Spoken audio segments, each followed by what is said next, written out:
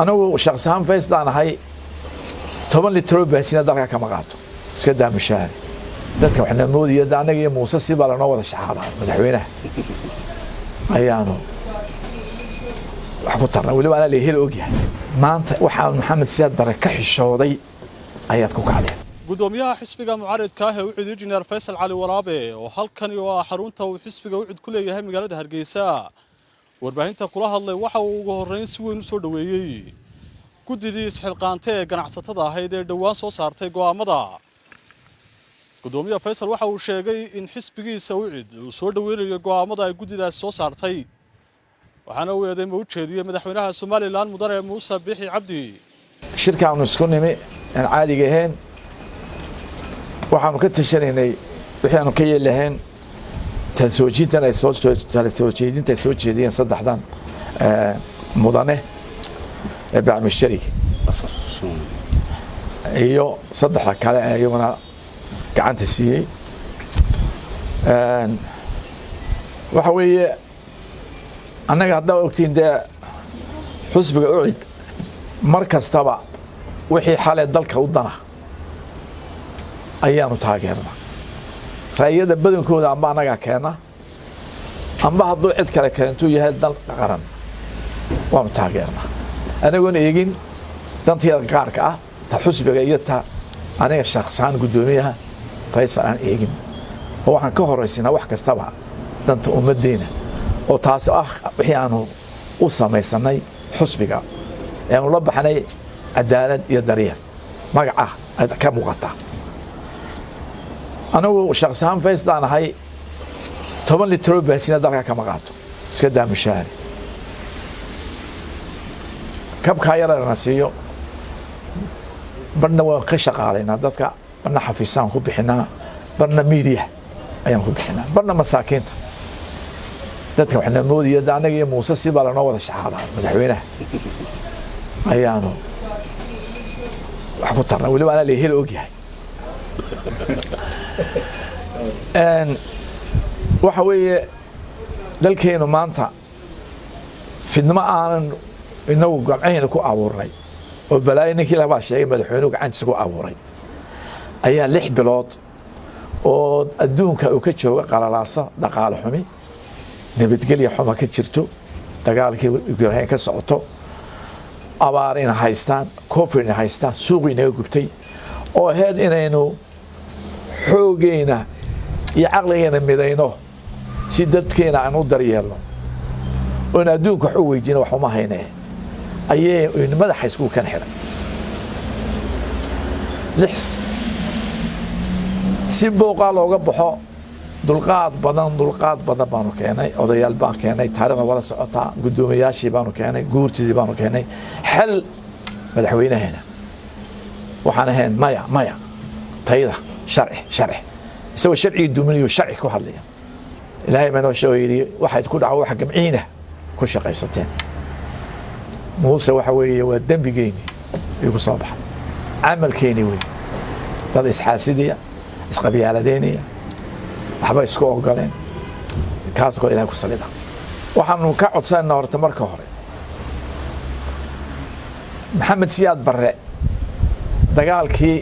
SNM ku qaaday wuxuu ka dhashay markii la arkay ummadda ay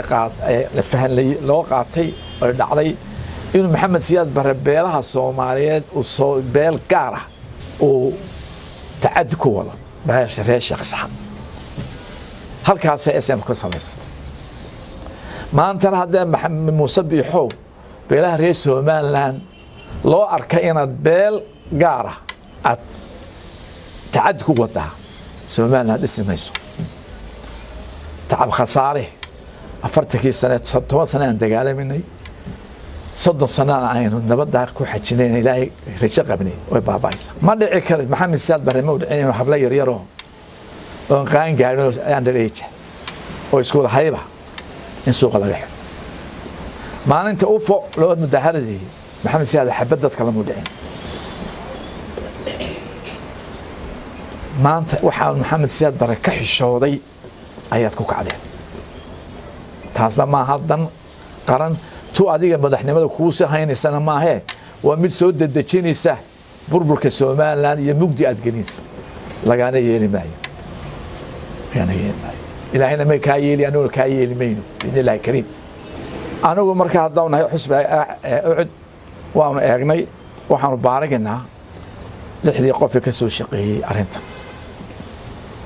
وشانسكي ودبي أنسينا مصبيح ورقدنا waxay si toos ugu socotaa